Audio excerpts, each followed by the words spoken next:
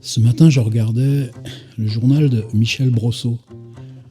Probablement, si vous êtes sur ma chaîne, vous connaissez Michel. Vous savez, il vit près d'Orléans et chaque jour, il filme 1 minute, 2 minutes, pas plus, à proximité de chez lui, dans une balade, à travers une fenêtre, tout près des choses, tout près du ciel, des éléments.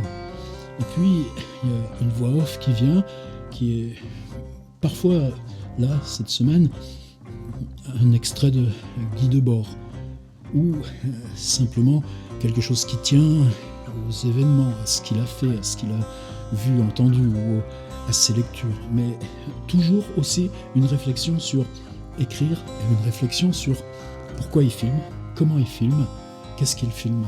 Alors chaque matin, c'est en ligne vers 8h, mais c'est pas facile forcément d'être toujours disponible.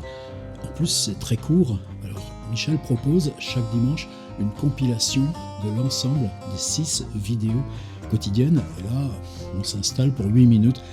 C'est ce que j'étais en train de faire. Pas mal de questions qui se posent, notamment sur le mode de diffusion, sur comment il serait possible de passer de la fenêtre web au monde. Après tout, c'est de là qu'elles viennent mes images.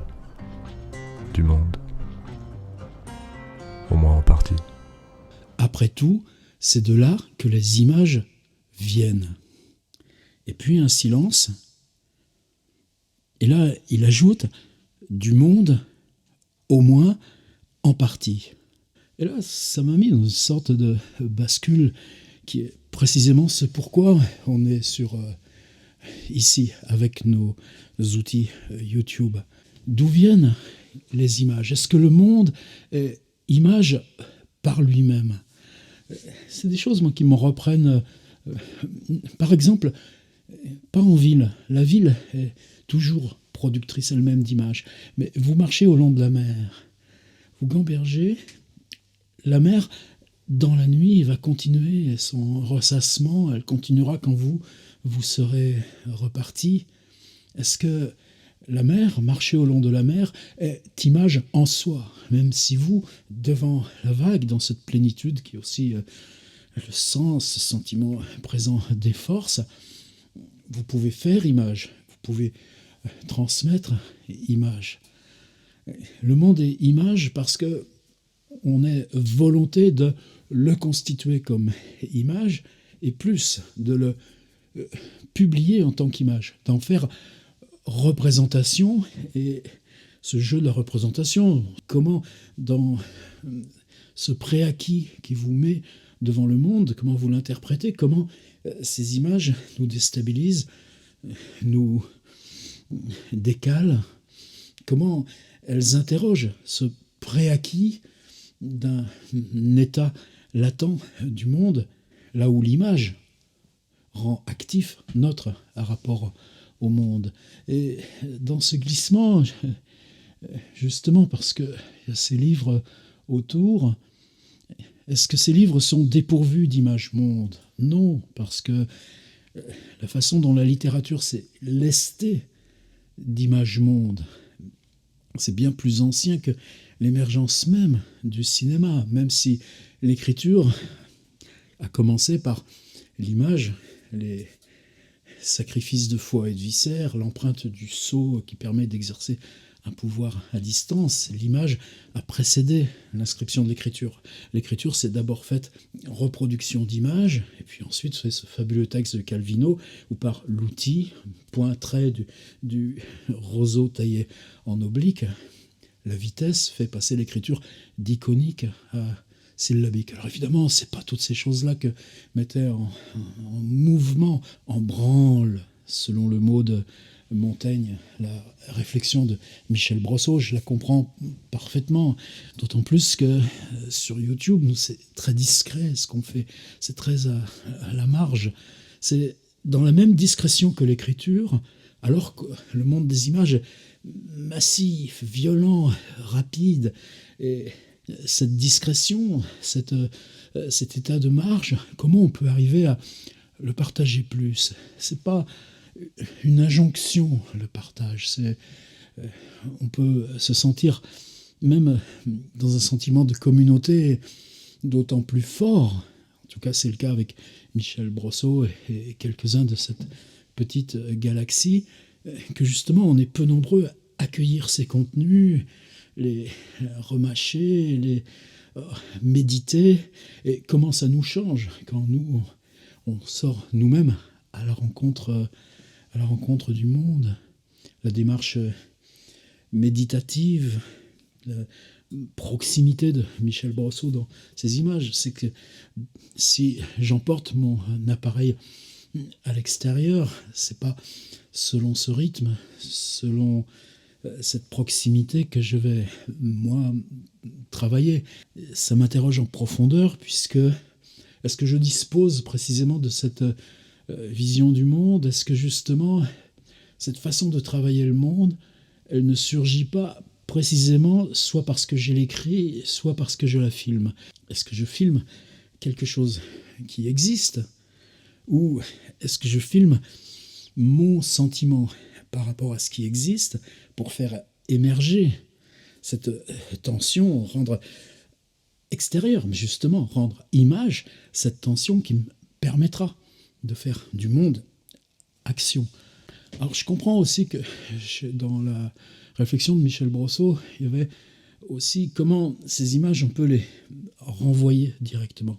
Est-ce qu'on pourrait les projeter? C'est comme dans la 3D, la réalité virtuelle. Quand vous opérez un cerveau, est-ce que vous vous déplacez dans le cerveau? Non. La veille, on a fait un scan en 3 dimensions, et le chirurgien, il agit en temps réel, mais il agit sur une image en 3 dimensions.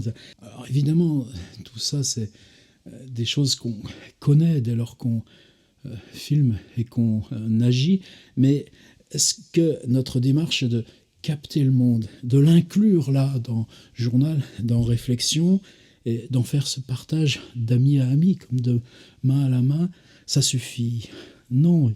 Comment faire pour que ça devienne action? Alors on a d'autres amis proches aussi, je pense à Yvan Petit, mettre des appareils dans le coffre de la voiture, aller dans une cour d'école et projeter une suite de vidéos, ou dans une bibliothèque, ou dans, quand c'était possible, dans le bistrot de son village. Est-ce que la fenêtre du web n'appartient pas au monde?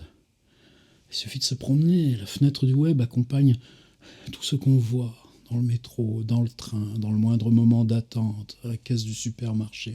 Est-ce que ce renvoi, cette interaction fine, c'est pas aussi insérer ces images, pas dans le monde, avec le monde, partie du monde, reflet, interaction?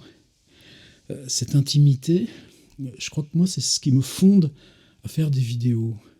Lire un livre, prendre un livre dans la bibliothèque, c'est pas proclamer le livre, c'est pas le diffuser sur tous les haut-parleurs des bandes sonores dans les rues commerçantes. C'est une part de secret, et je m'entretiens avec le monde dans le secret du livre que je suis en train de lire.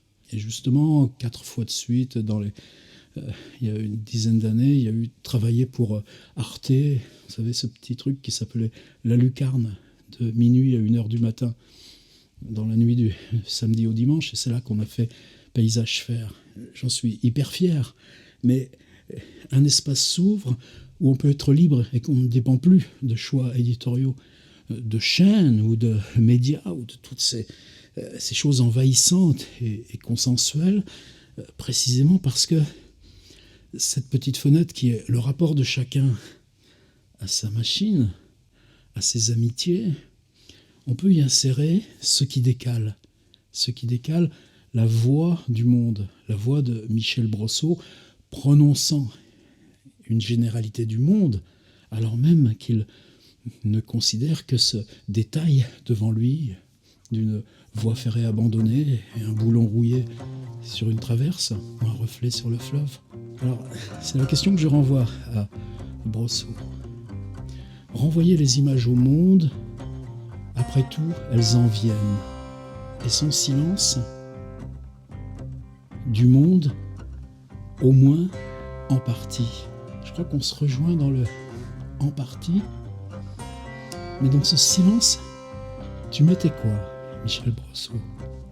Elles en viennent, silence, du monde, au moins en partie. Je pense que c'est ça qui nous fonde comme communauté. Je le dis à la fois fragilement et à la fois gravement. Les images qu'ici on produit ne viennent pas forcément du monde.